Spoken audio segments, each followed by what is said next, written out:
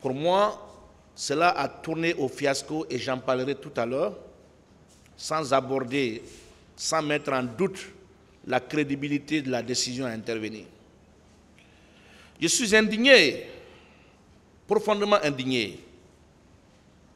Le 28 septembre 1958, date historique marquant le célèbre non à la communauté avec la France du général Charles de Gaulle, a été souillé.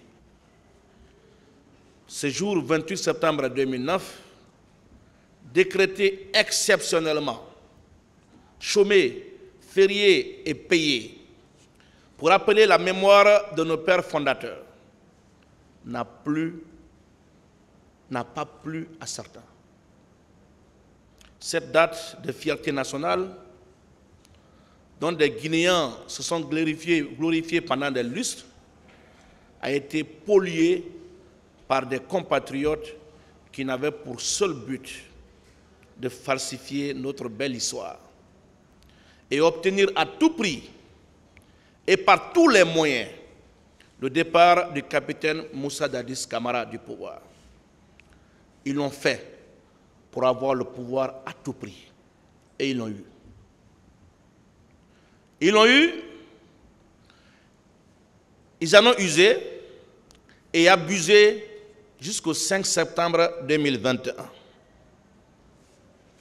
Ce grand homme d'Afrique et du monde, dont le seul crime se résume en sa volonté de conquérir la souveraineté politique, économique de notre chère patrie et de lutter contre les narcotrafiquants qui avaient fait de la Guinée une plaque tournante du trafic international de la drogue, d'une part, et dans sa détermination de créer les conditions de la tenue des élections libres, transparentes, auxquelles il n'a jamais décidé de compétir, d'autre part, n'est que victime de son honnêteté, de sa franchise, de son patriotisme très passionné.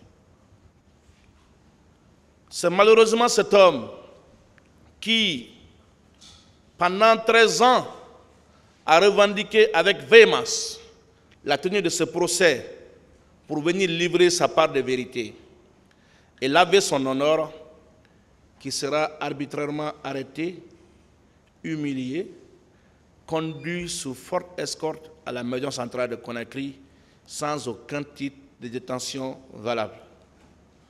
Comme si cela ne suffisait pas, le capitaine Moussa Dadis Camara, ancien chef d'État, je dis bien ancien chef d'État, sera dans des conditions indignes, placé dans une cellule de moins de 9 mètres carrés avec 3 de ses co-accusés. 4 détenus, parmi eux un ancien chef d'État, dans une cellule de moins de 9 mètres carrés à la maison centrale de Conakry. Il vit dans ce cachot déshumanisant depuis près de 2 ans, sans aucune intimité, avec, dans la même enceinte, celui qui a tenté de l'abattre le 3 décembre 2009. Mettez-vous à sa place pour comprendre la psychose, la peur, le traumatisme qui le hante depuis près de 2 ans. Son sort, malheureusement, n'affecte personne et est loin de préoccuper à ce jour les autorités. Aya Sanogo, ancien chef d'État malien, poursuivi au Mali pour le meurtre des bérets rouges, était assigné à résidence surveillée dans une villa située à 140 km du sud de Bamako. Parce qu'eux, au moins, ils savent ce que c'est qu'un chef d'État. On peut ne pas aimer un chef d'État. Un chef d'État, d'ailleurs, ne peut pas être aimé par tout le monde. Dieu n'est pas aimé par tout le monde, ce n'est pas un chef d'État qui va être aimé par tout le monde. Mais le fait pour lui d'avoir présidé aux commandes de ce pays pendant moins d'une année, il avait quand même le droit de mériter de toute la considération digne de son rang, sans préjudice de la procédure qu'on est en train de juger. J'ai pu tout pardonner aux hommes, excepté l'injustice, l'ingratitude et l'inhumanité, disait Denis Diderot. Le président Moussa Dadis a la tolérance dans son sang. Je sais qu'il a déjà pardonné toutes ces humiliations qu'il a essuyées même à la barre de ce tribunal. Et ce qui a prévalu à sa comparution à la barre de ce tribunal. Mais je ne pense pas qu'il soit prêt à tolérer l'injustice dans ce prétoire. Dommage pour notre pays, pays de la désacralisation des hautes fonctions étatiques. Maître Sidiki Berete l'a dit ici, Dieu n'aime pas ça. Monsieur le Président, Monsieur les assesseurs, ce procès est injuste. Ce procès est discriminatoire. Au terme d'une instruction bâclée, apocryphe et orientée, le capitaine Moussa Dadis Camara et des innocentes personnes réputées proches de lui ont été sélectionnés dans des conditions déplorables pour être renvoyés devant ce tribunal, et d'autres croupissent aujourd'hui et attendent d'être renvoyés également devant le tribunal.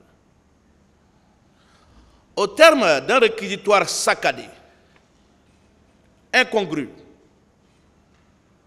discriminatoire, nourri de contre-vérités basses, le ministère public, au bout d'un raisonnement partisan très léger, désarticulé, a requis des peines lourdes contre le président Moussa Dadis Camara. Monsieur le Président, je peux dire, sans me tromper, que le ministère public a manqué au rendez-vous de l'histoire. Il a déçu la société au nom duquel il a reçu mandat d'agir dans cette procédure. La condamnation à perpétuité requise par le ministère public a fait jaser dans la cité et même en dehors de ce pays. L'erreur du menuisier qui lui confère le privilège d'être assis sur le même plateau que le tribunal et de porter les mêmes robes rouges que vous et vos deux assesseurs a potentiellement contribué à amener certains citoyens à prendre pour acquis ces réquisitions incohérentes, impertinentes et vides de la matière juridique. Comment pouvez-vous, dans un procès aussi médiatisé, requérir les mêmes infractions contre les accusés, souligner l'absence de circonstances atténuantes pour tous les accusés et proposer des peines différentes? Quelle injustice! De qui on se moque dans ce prétoire? Le parquet se moque du tribunal. Il se moque de nous. Il se moque du peuple de Guinée.